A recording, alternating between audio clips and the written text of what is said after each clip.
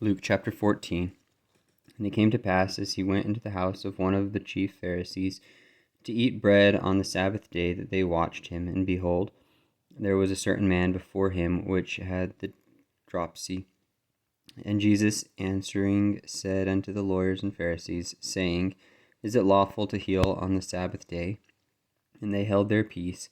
And he took him and healed him, and let him go, and answered them, saying, Which of you shall have an ass or an ox fallen into a pit, and will not straightway pull him out on the Sabbath day? And they could not answer him. Again to these things he put forth a parable to those which were bidden, when he marked how they chose out the chief rooms, saying unto them, When thou art bidden of any man to a wedding, sit not down in the highest room, lest a more honorable man than thou be bidden of him. And he that bade thee and him come and say to thee, Give this man place, and thou begin with shame to take the lowest room. But when thou art bidden, go and sit down in the lowest room, that when he that bade thee cometh, he may say unto thee, Friend, go up higher.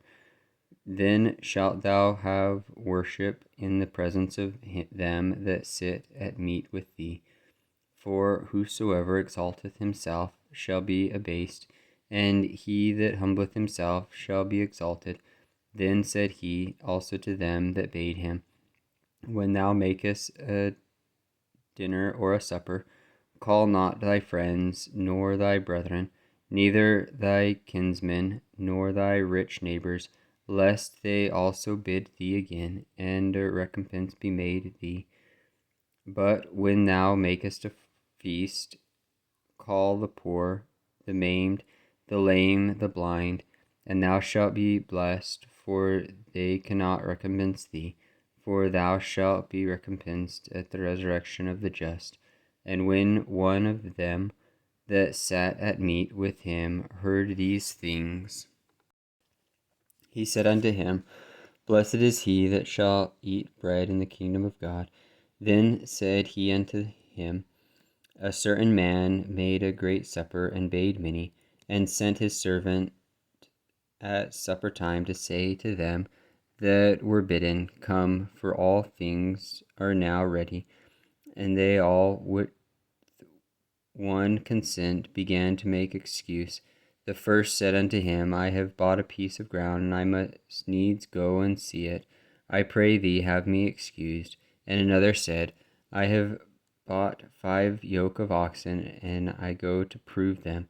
I say, pray thee, have me excused. And another said, I have married a wife, and therefore I cannot come.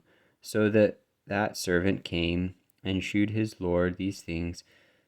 Then the master of the house, being angry, said to his servant, Go out quickly into the streets and lanes of the city, and bring in hither the poor, and the maimed, and the halt, and the blind.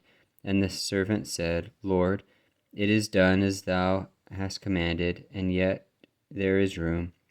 And the Lord said unto the servant, Go out into the highways and hedges, and compel them to come in, that my house may be filled. For I say unto you, that none of those men which were bidden shall taste of my supper.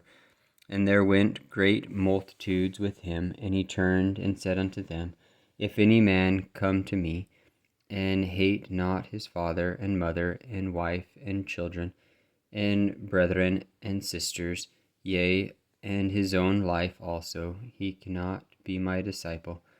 And whosoever doth not bear his cross and come after me cannot be my disciple. For which of you, intending to build a tower, sitteth not down first and counteth the cost, whether he have sufficient to finish it, lest haply, after he hath laid the foundation, and is not able to finish it, all that behold it begin to mock him, saying, This man began to build, and was not able to finish. Or what king, going to make war against another king, sitteth not down first, and consulteth with whether he be able with 10,000 to meet him that cometh against him with 20,000? Or else, while the other is yet a great way off, he sendeth an embassy, and desireth conditions of peace. So likewise, whosoever he be of you, that forsaketh not all that he hath, he cannot be my disciple.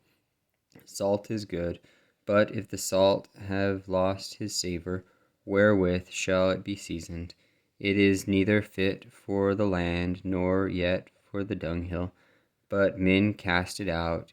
He that hath ears to hear, let him hear.